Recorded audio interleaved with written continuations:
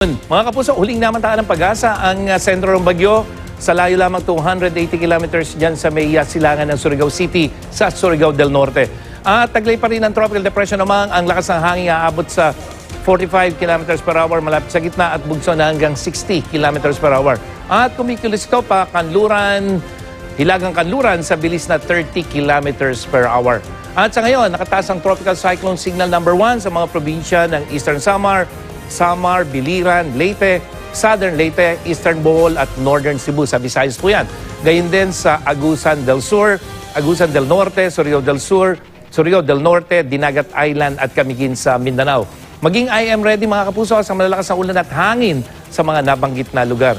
Ayon sa forecast track ng pag-asa, ay inaasahan na maglalandfall yung bagyo dito sa may Surigao del Norte o dyan sa may Siargao, Dinagat Island, posibleng mamayang hapon o mamayang gabi. At magtutuloy-tuloy ito dito sa may Southern Leyte area, patungo naman ng Central Visayas. At base naman sa wind map ng Metro Weather, makikita natin mga kapuso, ayun yung umiikot na hangin, tumama dyan sa may Siargao, punta ng Leyte, magtatagal dyan hanggang sa Martes, pero unti-unti, posibleng humina siya at yung kanyang remnants ay tutuloy naman dito sa may Zamboanga Peninsula. At base pa rin sa datos ng Metro Weather, magiging maulan sa halos buong Visayas ngayong araw na ito.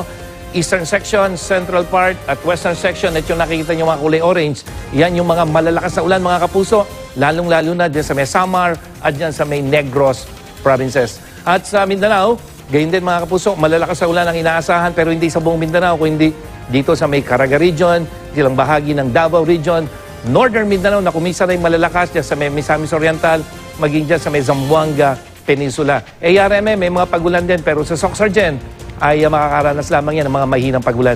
At sa Luzon na hindi apektado ng ulan yung Northern at Central section, may mga pagulan ka sa Bicol region simula ngayong hapon hanggang magtutuloy-tuloy yan hanggang bukas mga kapuso. At kuminsan malalakas na ulan, kasama na rin ang Romblon at Marinduque at ilang bahagi ng Mindoro. Pero sa Northern at Central Luzon, may mga pagulan ngayong araw na ito pero hindi po yan dulot ng bagyo kung hindi yung paglakas ng hanging amihan. At dito sa Metro Manila, may posibilidad ng pagulan, mahina lamang ngayong hapon sa ilang bahagi ng Metro Manila, pero magiging maulap ngayong gabi hanggang mamaya yung mga kapuso. At malamig pa rin mamayang gabi. At pinasusungit din ng bagyo at ng hanging amihan ng mga alon, dyan naman sa may eastern seaboard ng Visayas at Mindanao, at dyan sa may southern Luzon, at gayon din sa may northern at eastern seaboard ng northern Luzon, at eastern seaboard ng central Luzon dahil sa hanging amihan. Kaya delikado pong pamalaot muna yung mga maliliit na sasakyang pandagat dyan. Pati sa mga lugar kung saan nakataas ang signal number 1. June. Mang Tani, gaano ba karaming ulan ang dala nitong bagyong Amang? Ito yung unang bagyo sa taon na ito. Yes, June. Kung titingnan natin yung rainfall map ng Metro Weather, ito, yung nakikita mo mga kulay orange na yan, June, yan yung mga posibleng malalakas o matitinding pagulan, heavy na magdudulot ng magpagbaha. So ito ay Visayas yung nakikita natin. Meron kang moderate. So yung moderate na yan, kapag nagtagal yan, nagdudulot din ng mga pagbahayan. Pero syempre, ang mas matindi, June, yung mga biglaang lakas ng ulan na pwedeng tumagal ng 1 hanggang 2 oras. At hindi lang sa Visayas, June, maging sa Mindanao, nararamdaman din yung mga gaya. Kita nyo, halos kulay pula, pink at orange yung nakikita natin. So June, itong bagyong pinag-uusapan natin, hindi masyadong malakas pero ulan ang dadalhin nito sa Visayas, Mindanao, maging sa Bicol region. Yung ulan, Mang Tani, alam mo, nanggaling ako dun sa Bicol region. Mga ilang araw pa lang nakakarian. Tumama yung nagkaroon ng low pressure area pa ngayon, yung mga katapusan ng Disyembre. Yes, ulan din ang matinding tumama doon at yun ang nagdulot ng napakatinding pinsala, napakatinding landslide doon sa mga ilang barangay, ilang bayan ng Camarines Sur, Mang Tani.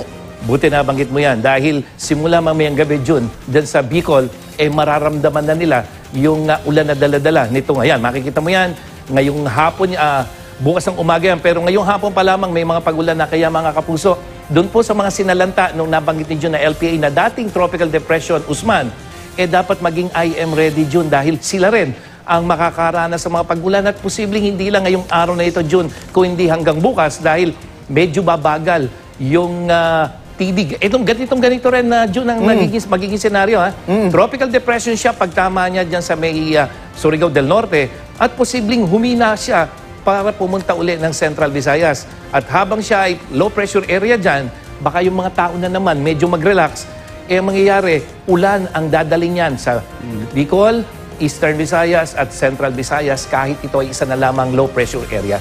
At marapat din, Mang Tani, na yung mga residente, the moment nasabihan sila na kailangan na lumikas dahil mapanganib sa inyong lugar, Yes. dapat gawin na agad. Yes, tama yun, Jun. Yung preemptive evacuation na wag na sila maghintay kasi kung minsan, Jun, lalo dyan sa Bicol region, posible ngayon hindi pa ganun kalakas ang ulan.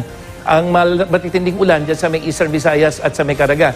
At baka mamayang gabi kung kailan nandyan ay kasagsagan ng ulan, tsaka pa sila magdidesisyon na umalis doon sa mga mabababang lugar o doon sa mga landslide prone areas, dapat ngayon pa lamang po makinig na kayo sa inyong mga local officials. Mang Tani, yung mga area ba na tinamaan ng dating Bagyong Usman na naging LPA na nagdala nga ng napakatinding ulan dun sa mga affected areas, mas vulnerable ba sila kapag ito may tumama na naman ng malalakas na ulan sa kanilang lugar?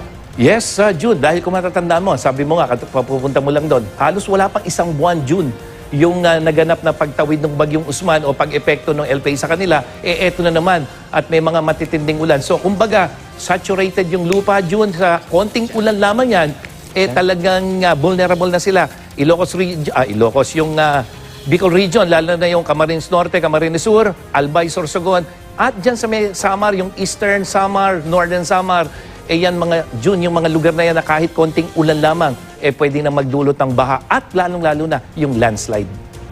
Maraming salamat, Mang Tani. Yan ang latest mula kay Mang Tani Cruz, ang ating resident meteorologist. Salamat po.